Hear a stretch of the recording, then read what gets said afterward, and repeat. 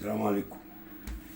دي عباية برضو ايه، امبريال انجليزي، وبرضو زي شغلنا ايه، بس انا حبيت اوريها لك اوضحها لك اكتر يعني. شوف كده، اتفرج براحتك وصلي على النبي. وادي الشريط من جوه اهو، والقرعه اهي، وادي الكتاف والكم بتاعها برضو، ادي الكتف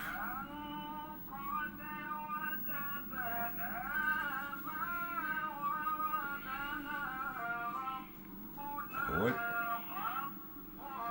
بنقعد نفكر عشان نعمل حاجه جديده، بنعملها بعد سنه واتنين بنلاقي ناس حبايبنا برضو عملوها ومنزلينها.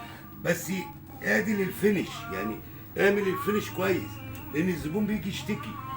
اهيت انجليزي اهي، ختمها اهوت،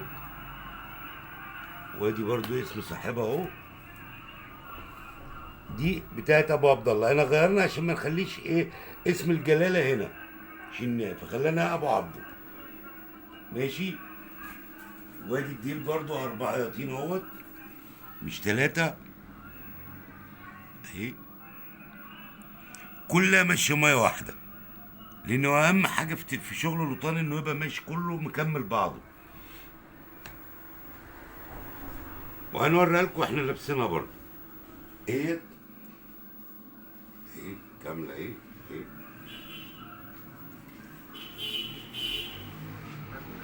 وهي برضه هنا ايه ظهرها هو، الظهر بتاعها.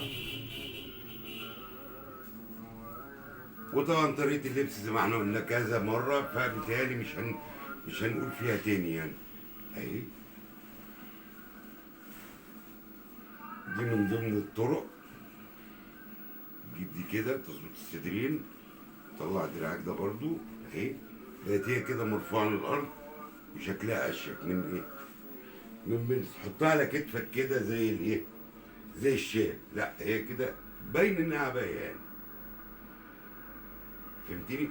ودايما دي كلمه لاخواتنا اللي عندهم العبي والهدوم الصوف، دايما ما تخليهاش متطبقه زي ما انت شفتها تطبيقه المكوى. انت تعملها كده، بص هي وشها اهوت، تعملها كده، جيب الكمين على بعض اهمت كده، وتعملها كده وتحطها على الشماعه زي ما هي كده، تقعد سنه واتنين على الشماعه كده ما جرالهاش حاجه، عشان القماش غالي دلوقتي ما يعدش. والغسال تغسل بميه ساقعه وشويه اومو وتشطف وتنشر بميته، ما تعصرش. ماشي.